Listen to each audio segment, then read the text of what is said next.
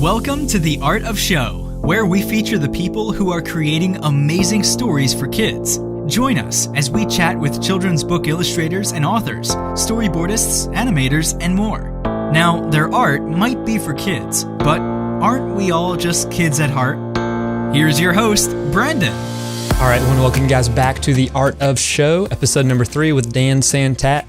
This was a really fun interview. If you guys don't know Dan, you might have heard his 2015 Caldecott winning book, Beekle, all about imaginary friends, or his book that came out this year, Are We There Yet?, which is the one we actually get into a lot. Dan is an incredible artist as well as an amazing author, and he's been at this for many years. He actually comes from the animation background, and his style is awesome. His stories are great. And he has the moniker often as the hardest working guy in the industry. He's put out over 62 books. He was talking about 1 year. He actually did 13 in 1 year. But really what I loved about this interview is we got into kind of the why behind he's doing it, behind all of his work, behind his passion. And at one point we were talking about Dan actually got a job offer for Google helping out with the Doodle team. So if you guys go to google.com, there are doodles there, which changed throughout the year, and he was offered to be part of that team. And he actually holds up the offer. He's still got it with him, and he talks about what it was like kind of turning down a great salary and all that stability to pursue something that he was really passionate about. So a great guy, amazing books, award-winning books. And the one we talk about specifically, Are We There Yet?, is really cool. I won't give it away, but let's just say the whole book actually becomes part of the story, like the actual physical book. You do some pretty cool stuff with it that you've probably never done before with a kid's book. And it's really cool. It's super creative. It has everything you could think of: dinosaurs, time travel, trains, the future, castles and knights. It's a great one. So we had a blast chatting with him, and we'll check it out here in just one sec. But before we get into it, as you guys know, we just launched. This is episode number 3. And if you guys like what we're doing over here at The Art of Show, if you guys can leave a rating and review, if you go to brandoncullum.com/review, it'll take you right there, and you can leave it on iTunes, whether it's a 1-star or a 5-star, that's totally fine. Just let us know. And that's Brandon Cullum, Cullum, M like ma'am. And if you're listening to this before November 1st, 2016, we are currently running a contest to give away some of the great books of the guests we've already had on the podcast. So Kale Atkinson, as well as Noah over at Pixar, has one as well. And you guys can enter to win. These are hardback, one of them signed. And so you guys can do that over at brandoncullum.com/contest. You guys can enter to win as well as get some extra entries, but you guys need to do that before November 1st. So this is coming out on a Thursday. That means we're just a few days away if you're listening to this the day of. If not, the plan is to keep doing these contests throughout the year. So something new each month. So go ahead and head over to brandoncullum.com/contest. It may not be these books, but there might be a different one that you can check out. So without further ado, let's dive into the show. Well, we're excited, very excited to have Dan with us today, chatting with us on The Art of Show. Super prolific book creator, doing all kinds of crazy stuff. And as we kind of get into it, I would love to know, how did you get from biology, that was your undergrad, to, is it 60 plus books that you've done now? Is that right? Yeah, I've written 6. I've illustrated. Yeah, I've illustrated over 55. So okay. I think it's probably more than that now. Yeah. Gotcha. But you started with biology, is that right? In college? Yeah. So I started out when I was a kid. I really loved to draw. But my parents, they always wanted me to grow up and be a doctor. So I was never given the opportunity to take art classes or anything. But as a hobby, that was how I filled my time. And so not realizing that, just doing it for fun was me putting in all the mileage of actually learning how to draw without being aware that I was basically teaching myself how to draw. Yeah. And I remember the first time I thought about wanting to do art for a living, and it was around my junior year of high school, and I remember thinking that going to college, there was no question about it. Like, college was the next logical step after high school. And my parents always were saying like, well, you're going to go be a doctor. You're going to go study biology. You're going to get a degree. You're going to go med school. And then if you want to do this art nonsense, then maybe you can do it for a hobby. And then if that works out, then you can stop being a doctor and then, then do that. Yeah. And I thought, and, like for years, you keep hearing it constantly and you're thinking, oh, well, they know it's best. That's probably the course I should go. And so, man, I remember one time I was looking at colleges and then there was a brochure for a college that I was looking at and they had an art program. And I thought, oh, maybe if I minored in graphic design or something. And my dad was like, why would you even want to do that? Why would that even be a thought in your head? And so I went to college, enrolled in a biology program. And then it was like all my friends who I was with in class, and they would look at my notes and they would say, my God, that is the most amazing drawing of a cell that I've ever seen in my life. Yeah. What are you doing here? Yeah. And I told them exactly what my parents said. Oh, well, I'm going to be a doctor. And then, maybe if things work out, I'll be an artist. And I said, you should just go to art school now. You should just do this. Like, you obviously love to do this more than anything. And it wasn't until like my senior year of college where I said, I just want to see if I'm good enough to get into art school. Yeah.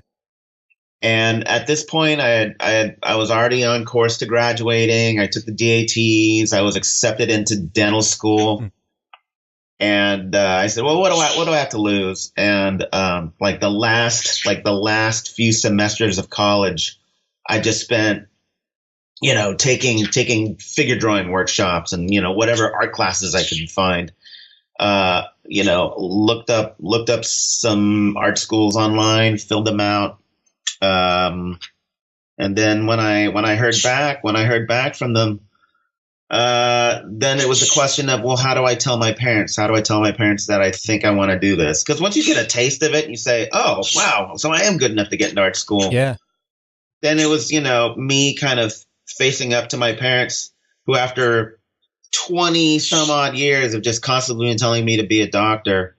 And then, I'm just supposed to come out and say, look, well, that's exactly what I did. On my graduation day, I said, look, I got into art school and I'm going to do that instead. My mom's reaction was, I kind of expected this was going to happen. Yeah. Then with my dad had this reaction of, oh, I thought we were going to like be doctors together, but I just want you to be happy. And then, the whole time I was thinking, well, why did I even do all this if you want me to be happy? But, here we go.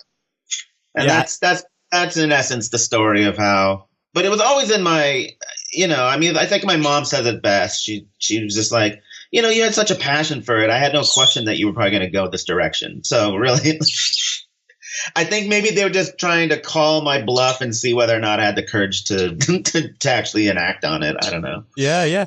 My dad is an engineer, and so I did school for engineering. It was that kind of same thing because I got to the point like I want to do something different, and he's like, "I just want you to be happy." I'm like, "Man, I could have saved a lot of math classes if you hadn't told me that." Yeah, but not that do I regret getting a degree in biology? No. If anything, it got me prepared for the work ethic of actually going to art school. Yeah. When you get to art school, you find that there's a lot of people, like a lot of the students were like straight out of high school. They just didn't have the mileage. They didn't have the experience or the maturity to sit and be disciplined to do the work. And then you saw a lot of those kids just kind of waste their time, thinking, oh, I'm here at art school. I'm just going to coast. And then we'd have classes where they'd say, okay, for this term, you have to draw 500 heads. And there were people that were like, I don't want to draw 500 heads. And I'm thinking, I don't think they understand. Like I had to go out and get a biology degree that I didn't want. And here you are, you're supposed to be doing this thing that no one should really be pushing you to do. Right. I mean, to say that you do art for a career, like that's pretty awesome. Yeah.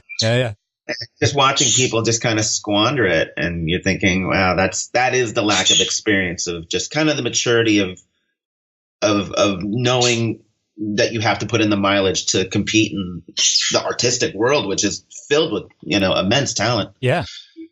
Yeah. And I know one thing from folks I've talked with, and just listen to some of your past interviews, you always get the rap for you're one of the hardest working folks kind of in the industry. Where did that come from? Was that something beat into you when you were a kid, or? It started from hearing, I would hear about it from editors, like early on in my career, I'd get a lot of calls from editors saying, you work quick, you work fast, you work well, we have this tight deadline. And then around the industry, like some of my earlier jobs was, people would say, oh, I saw this book you did. I heard from that art director that you did the project in, like a record time.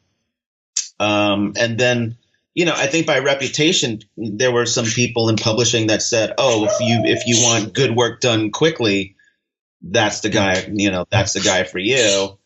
And that's really kind of how I maintained or how I established myself in the business, was that I was just this illustrator that did. I'm shocked to hear, other artists say, oh, you made your deadline. Like for me, it's never a question. Like, why would you miss your deadline? That's really unprofessional to do so. And then what happened among all those projects that I did, like they just came out in publications in floods. So, usually you'd hear people say, oh, I got 2 books done this year. Oh, that's a huge amount. And then they'd say, how many did you do, Dan? And I'd say 6, 6, 8, 12. 12 was a really crazy year. 2 years ago, I did 13. And that was a point where I felt like I saw the face of death. I said, I can't do this anymore. But, I built a reputation in publishing, and then it kind of just spread around with librarians, because they would say, oh, he just had a new book that came out last month, and there's another book that came out this month, and so it was just this constant barrage of publications that I did. And then the Huffington Post did a children's book review of my book Beekle, and they said the hardest, quote unquote, the hardest working man in publishing. And that was, I think that's how that was the phrase that was coined. And, it was to the point where people, other people who were working in the business. I remember I was at San Diego Comic-Con 2-3 years ago, and some of my friends, they kind of had this intervention, and then they came up to me and they said, we're afraid that you're going to kill yourself, by the amount of work that you do. And we're hoping that you get some sleep. That's the thing that everyone always said to me, was just like, we hope you're getting sleep. Yeah. What do you think it was that was kind of driving you during that period? It's an interesting question. And that's something I think about a lot. And I think it was, I never considered myself as someone who was a talented artist. And by this, I mean, when I went to art school, you had artists that the teachers glammed onto, and they said, this guy's going to be something someday. Like his style's really hot. He just figured it out. And, they would look at my work and they'd say, well, it's solid. It's done. But, there was never any kind of rumblings of like, watch this guy. He's going to be huge someday. Yeah. And then I thought, well, if I'm not going to be able to rely on my talents, then, I think there's something about grit and just working harder than everybody else that can help me get to the next level, And so I always equated hard work with, being able to advance my career with any, technical shortcomings that I had. I figured, well, I might not be the most talented artist, but people will know me for being, a really hard worker. And so that for me, when I got started in the business, my first job was in the video game industry. And my big goal in life was to say, I just want to not have a 9-to-5 job, and I'd love to just be able to stay at home and work on my own stuff. And it was at that time my wife and I were thinking about having kids. We wanted to buy a home. Real estate was going through the roof, and there was a part of me that thought, God, if I'm going to get a home, like, now's the time. I have to try to work my butt off. And so it was a combination of things. It was the odd feeling of inadequacy with my abilities, and it was this feeling of kind of trying to get a piece of the American dream before the ferry left the dock. That's great. So yeah. That's pretty much how I think I sum it up. Yeah, that's awesome. Now, did I say you were offered a job at Google, like being like a doodle artist? Did I hear that right? Yeah. But you didn't pick it, right? You kept it. I didn't. This was shortly, this was like maybe 3 months before my second book, Sidekicks, came out. Okay. And I forgot how they found me, like, specifically, but I do remember that they sent me an email, and it said, "We've been watching you. We think you'd be a good fit for our company. How would you like to come up for an interview?" And I remember looking at it thinking, "Is this spam? This can't, you've been watching me?" And so I took the guy's name, I Googled it, and then it took me to his LinkedIn page, and I realized, oh, he's really from Google HR. Yeah. And I remember thinking, I just want to go and I want to just see if I can get the job, but I don't think I really want the job. And, I went up there. It was an 8-hour interview. And when they said they were watching my career, at the time I was working, I had experience working in the video game industry. I had a cartoon show at Disney Channel. I was doing gallery work. I was doing editorial work. I was doing children's books. And if you notice, Google now, when they do their Google Doodles, they have a lot of interactivity. Mm-hmm. And basically what they wanted to do is they wanted to hire me on so that they could use my knowledge to teach the rest of the staff how to do these things, to kind of just integrate into that system. Yeah. And so I eventually got the job offer. And then when I looked at the offer, I thought, oh gosh, this is something I have to seriously consider. I still have it. I still have it right here. Oh, wow. And I keep it as a reminder to myself, because when I said no, I said, I don't ever want to regret this. I don't ever want. And that was the thing that I was already working hard, and that was the thing that kind of kicked my work ethic to another level.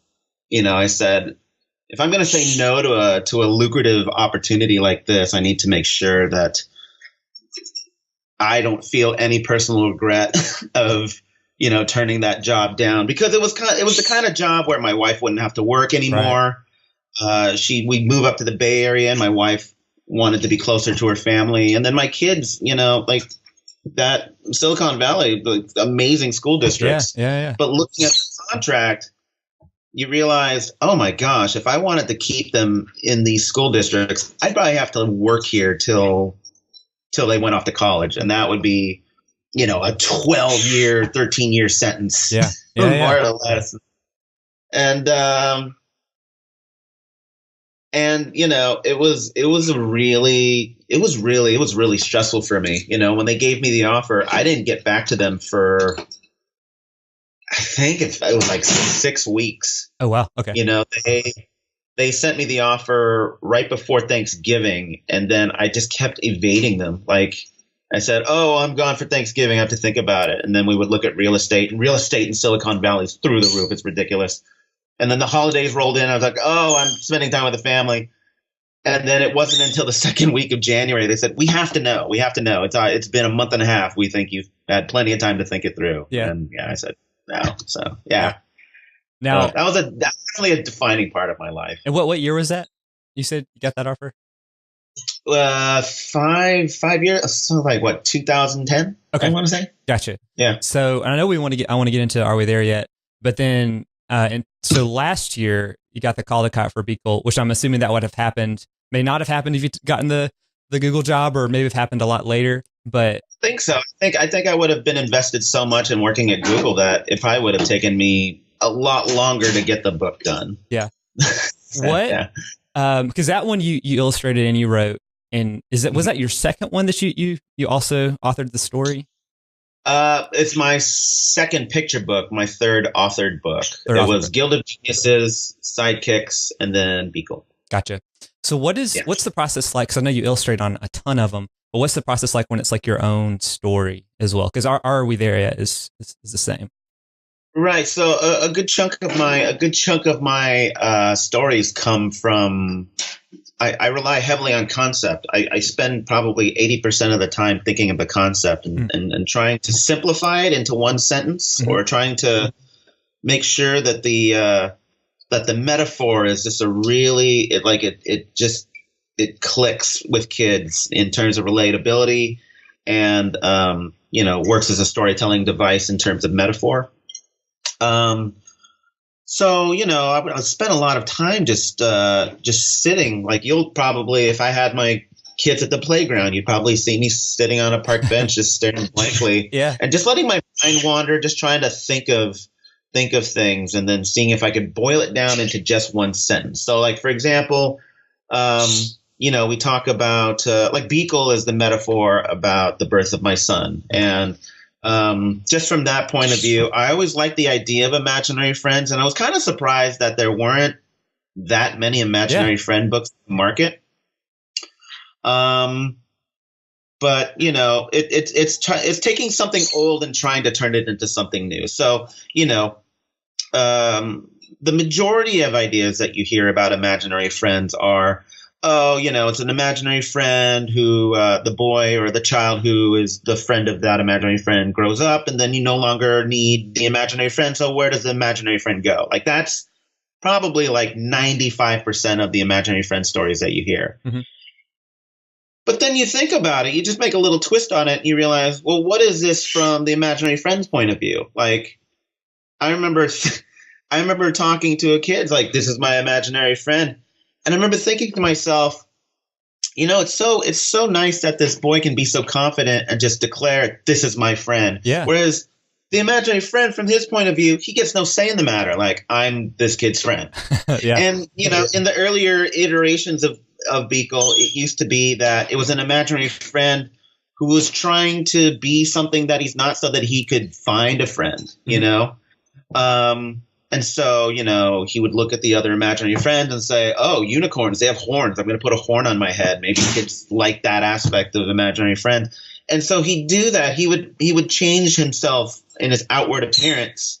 And then he would find a friend, he'd find a child, but then they would never gel. They would never relate, because he was never being his true self. And then talking it over with my editor, we realized, that's more of like a teen theme. That's an older theme, But yeah, a lot of the stories that I do, they basically boil down to one idea, and then once you get that concept down, the rest of it it flows so much easier. Now, are those concepts, are they just kind of rattle around in your head, or do you write them down and work on them, or kind of how do you work on just the ideas? I'm awful about, you'll see people with notebooks and they're writing things down. I just keep everything in my head. Yeah. Everything in my head. And then, I might think about it if I'm on a long road trip, and I'll just sit in the car and there's nothing to do, and I'll just sit there and I'll kind of just play out scenes in my head over and over and over again. And then what happens is that I'll have a moment here. I might have an interesting, moment here. Just recently, I had a book idea that came together because I was working in my mind in two separate stories. And then I realized that if I mashed them together into one story, it clicked. Cool. And, It used to come a lot easier when I was younger because, I used to work in the game industry, Mm-hmm. and it was an hour commute each day. 1 hour to Santa Monica, 1 hour back home. And, just being in traffic and just being bored out of your mind and just letting your mind wander. It's a great time to just kind of just think. And now I'm a parent of 2 kids. I have more work on my plate. Like, I don't get those moments as much as I do anymore. So I'll take those opportunities to get in that zone, like when I'm walking the dog. But I find a lot of value in boredom. I find a lot of value, and I think it's very underrated. I don't think people. I mean, it's especially hard now that people are on smartphones and on social media and stuff like that. And I try to find that time. That's either walking the dog, or if I'm showering, or especially just those brief moments before I fall asleep. That's good. Well, you mentioned car rides, and so we'll say that's a natural transition into Are We There Yet? Did that come out of your kids being bored on car rides, or where did that idea kind of come from? It was a combination of things, especially the phrase. I was very connected to the phrase "Are we there yet?" It's this iconic phrase that every family can relate to. Yeah. And in college, I had a friend who was always just hanging around, and he never went to classes and stuff, and he just seemed to always be up to doing things. And we at one point had nicknamed him Spare Time Boy because he just had that's awesome. Spare time. And then eventually that name evolved into Spare. And then from that, I thought about how we perceive time. And so when you're having fun, time feels like it's going quicker. Mm-hmm. And then if you're bored, time feels like it goes a lot slower. It feels like it takes an eternity to do things. And I like the idea of my friend Spare being able to manipulate time going back and forth, which is why he has so much spare time. Time is meaningless to him. And so I thought, okay, well, if you're so bored that you can make time slow down, like what if you got so bored that you can make time go backwards? And then that's how the idea of Are We There Yet came about. When I was watching your Instagram feed, and I remember you posting something once the book flips upside down, and you're like, man, they're really messing up in Australia. And I thought you were being serious. I'm like, who's this guy's publisher? What's going on? But then, and I guess I'd forgotten about that. And then when I actually bought it and I was reading through it, and then it flipped, I'm like, oh my goodness, this is so cool. How did that whole idea come about, where it's super tactile? And I mean, that was crazy. It's one of the coolest things I've seen in a really long time.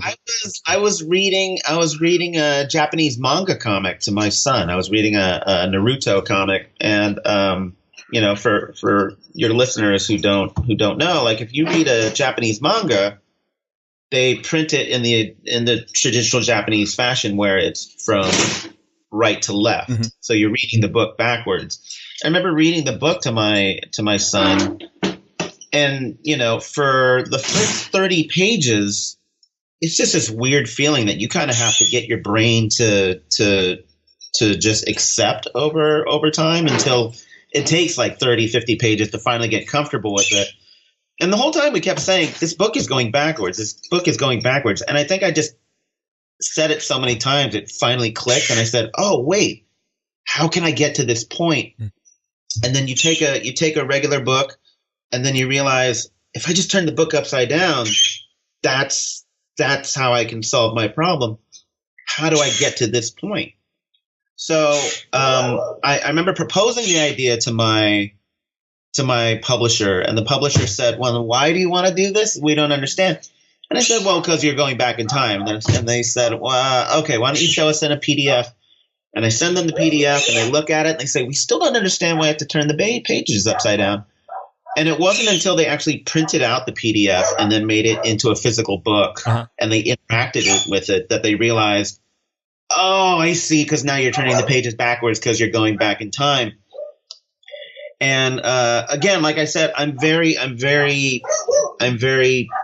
big on concept and, especially the design moniker of form follows function. So, I didn't want the whole experience to be just a gimmick. I didn't want people to be like, oh, good, and that's, you read some of the reviews about the book and they don't get why they're doing it, which, frustrates me because it only takes a couple seconds to think about what you're doing or question what you're doing and then realize it. And so, for me as a design device, I was very proud of myself for being able to do that. And, one of the other big inspirations I had was Hervé Toulet's book, Press Here. Love that one. Yeah. Press the blue dot. Oh, it's red now. And you're, I don't know, even as an adult, your mind's blown. Like, I go, oh, wow, this is amazing. And I wanted to be able to do that. Yeah.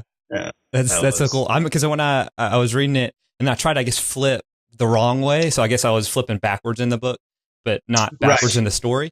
And then I was like, wait a minute. So then I go the right way, but I was like, oh, I'm going like back through time because I got to flip it the wrong direction. And it was like, it clicked. I'm like, oh, this is so cool. So it wasn't just a gimmick. It was so cool. That was actually something that came up in meetings with the publisher. They said, well, when you turn it upside down, we really need the reader to understand that now they're going backwards. So we have to put an arrow pointing in that direction. One interesting observation was they said, well, why don't we make the car go towards the page turn? Because that is the thing that makes people want to turn the page. And here's where the difference lies is that you can make someone physically turn the pages of a book in one direction, or the other thing is that if you take the car and if it's originally going from left to right and then you switch it from right to left, it might persuade someone to turn the book in that direction. But what ends up happening is that you're also changing the narrative. Mm-hmm. So throughout the book, if the car is going from left to right and then you suddenly flip it, then you've changed the narrative. Now it looks like the car has made a U-turn and it's going home. Mm-hmm. So what I've realized now that since publication is that I think as much as I've gotten the device to work, I'm asking a lot from the viewer to say, okay, well, now you're going to turn the book upside down. Now you're going to turn the pages backwards. But you still have to be aware of the narrative. And even the publisher, we still kept going through this whole thing of, okay, I've turned the book upside down, but where do I go? And, the natural reaction, and it's just burned into your brain by now that you just want to turn it the regular way. And I remember the publisher saying, well, we need to eliminate that. We need it to be so natural that they know that they have to go back in time. And I went back and I said, well, listen, it took me 50 pages to get used to reading a Naruto comic. You're basically having a Western culture philosophy of reading versus an Eastern culture philosophy of reading a book. And what's going to happen is that, guys, it's just a 40-page book. Yeah. If it happens once, then, they're not going to get lost because there's only 40 pages. And if they do get lost, it's only going to happen once because after reading it that time, they're going to get it. Yeah. Yeah, it's so cool. I also like so one of my favorite authors is Matt Barnett. He always has some like breaking the fourth wall piece in there, and your QR codes in there too. Definitely played into that. But even just like you said, the whole book itself, like especially as we have books that are on iPads or iPhones, it's like how more interactive can you get with like a physical book, and then you'll flip the whole thing upside down. But has that always been something you include like in your work? That idea of this is like the book isn't just what you think a book should be. Well, I'm always curious about trying to do more with a book. After you've done 60 books, after you've illustrated some books, it's almost like you get it. I get it. I have to illustrate these pictures, but I'm always experimenting with the dust jacket. I'm always experimenting with the case cover, end papers. I'm shocked how few people actually illustrate end papers. It's like a missed opportunity. Mm-hmm. I'm at a point now where you talk about Mac Barnett, and the art director on that project, his name was Scott Peel. He basically said to me, he said, do whatever you want with this book, and I'll pull you back if you're going too far. Mm-hmm. And, Oh No, or How My Science Project Destroyed the World was one of these books that I felt like I was born to do, because I was a big fan of Japanese monster movies and robots. So, I wanted it to feel like a Japanese monster movie, so it had the letterbox feel of like an old, movie, and, the grain and all the scratches that you find in old dusty films. And then the end papers, it just felt, it felt natural to say, well, this girl built this robot. Why don't we include blueprints? Why don't we take the dust jacket? And then, you hear people always saying, oh, we always take off the dust jacket because the kids like to rip them up. And I thought, well, why don't we, if you do that, then why don't you just take the dust jacket and then you can have a movie poster in the back and you can hang that up so that it's not completely worthless, So I'm always trying to think of new ways to illustrate books, not just, for the sake of, quenching my boredom in terms of kind of going through the same processes. But I do feel like it's a medium that, I feel like children's books, it's a medium that can constantly be played with, and there's new ways to interpret things. What's it like when your kids read your books? Is it weird for you to watch them, or like, are you reading like the dummies to them, or like, how's that work? It's awkward. I actually never read my books to my kids. Really? Okay. Because I never want to do that thing where I remember there was a time like my kids are like, oh, we want to read Wimpy Kid tonight. And you don't want to be that dad that's like, no, I've got something better. Here's my book. Yeah. So also with the kids being aware that the story might be dedicated to them, or maybe, if I've written it, it's about them in some way.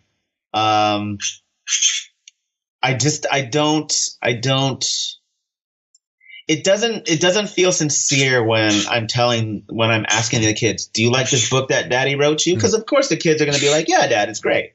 I'm the dad. I remember the first time my son read Sidekicks on his own.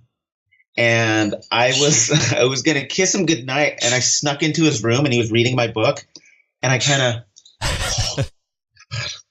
I just peeked in. I'm like, he read it on his own. Yeah. And for me, that's the real sincere measure of appreciation. Like, oh, and, the next morning he was like, Dad, you wrote this. It's not bad. I really liked it. Like, well, you know what? I'll take it. Yeah. I'll take it. That's great. But I never force it on my kids. It's just awkward.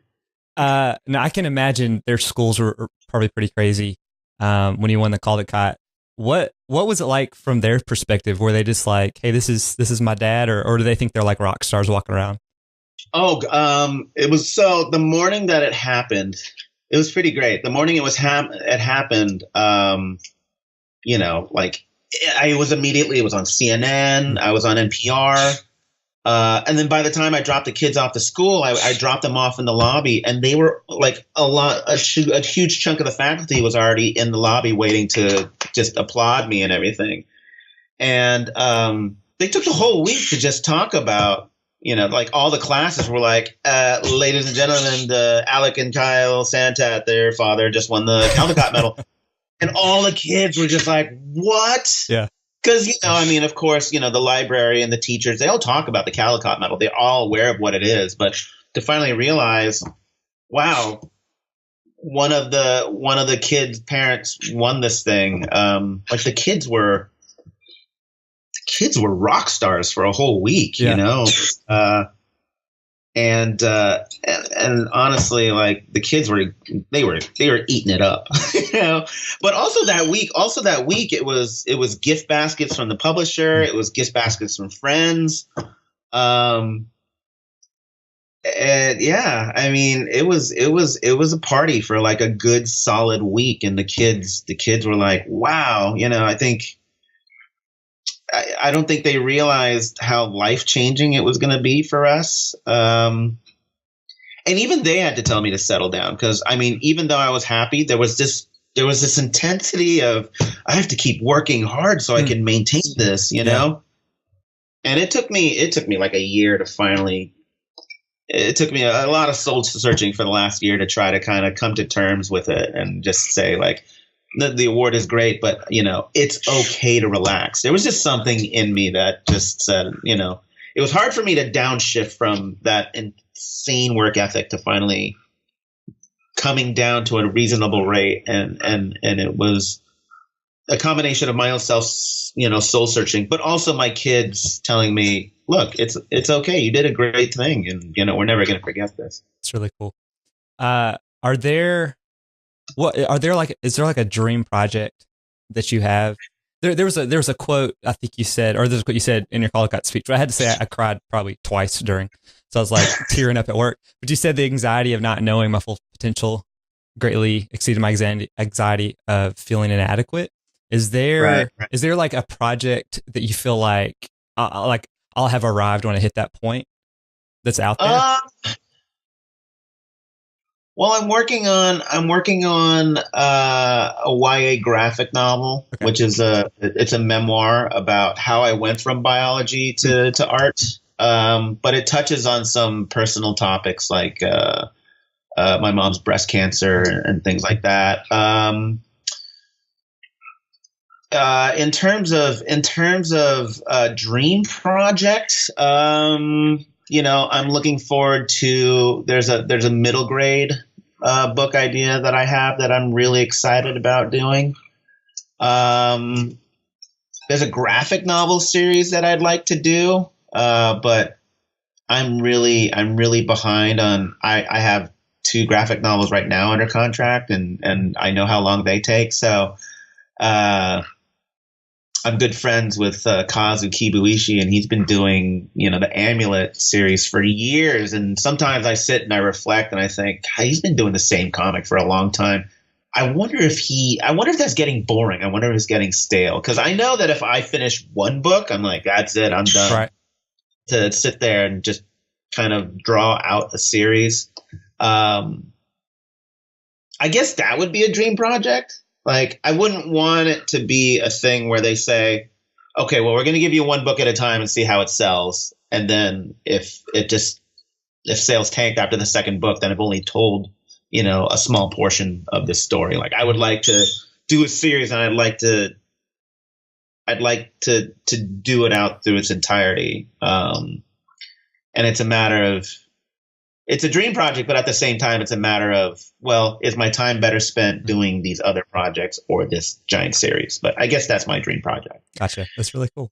Well, a couple other questions wrapping up. I know we're going, I think, a little over.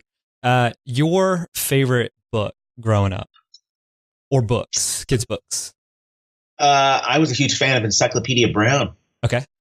Donald J. Sobol. I always thought if I was a private detective, my secret name would be Donald J. Sobol. You know, but I love reading those books and trying to figure out the mysteries. And it was always like one little detail. Oh man, I inhaled those books. I was a big fan of Chris Van Allsburg too. Like, you would look at his books and you'd say, like, he drew a forest, but he took the time to render every single leaf in this forest. It's insane. And then, you know, I was a big comic book fan. Yeah. What are your favorite comics? I was a Marvel guy, strictly. You know, so I read a lot of X-Men, X-Factor, New Mutants, Spider-Man. I was really into the Hulk for a while. And then I started getting into manga like Akira. And Akira was one of those comics where main characters were dying, and that just blew my mind. That took it to a whole other level because you go back and you're reading X-Men, and every issue, Wolverine always has to remind you, like, well, I have these claws. Yeah. And my bones are unbreakable, and I have a healing factor. We're like, we know. Look, you say it every 30 days. Yeah. We get, but here, you have this story. It's serialized, but it has an end, and then you have a character dying, and then it just creates ripples throughout the entire storyline, and then you realize, oh my gosh, there are repercussions. Like, he doesn't come back every issue. Like, he's dead. It blew my mind when I was a kid. That's so cool. And then I explored this entire manga thing, and I realized, oh, there's good manga, and then there's very bad manga. Yeah. So I was very selective at that point. And now I strictly, I read more just independent stuff. Anything from I inhale everything from the first second publication. That's awesome. And then the other question, is there a dream person, whether dead or alive, that you'd love to collaborate either on a book or on a project with? I was really jealous. I had a friend that illustrated some work from Michael Chabon. Okay. He did a book cover for him. And then I had another friend who did a comic adaptation of The Escapist that he did. I wish if David Sedaris ever wanted to do something, ever wanted to do like an illustration, like tiny illustrations for his books, like that would be great. In terms of the children's market, I'm old friends with Peter Brown. Like, he and I went to art school together, and we were always toying around with the idea of doing a book together. So that'd be pretty great. That's awesome. Well, where can folks keep up with you and all the work that you're doing? Oh gosh, I'm on Twitter. My handle's at dsantat. My website, www.dantat.com. I'm on Facebook. I'm on Instagram. That pretty much covers all the bases. Yeah, that does. Well, I appreciate your time, and like I said, your work is absolutely amazing. So it's super inspiring just to see that it's hard work that has kind of got you where you are, and you're still going at it. So, and you're still putting amazing things out there. Thank you.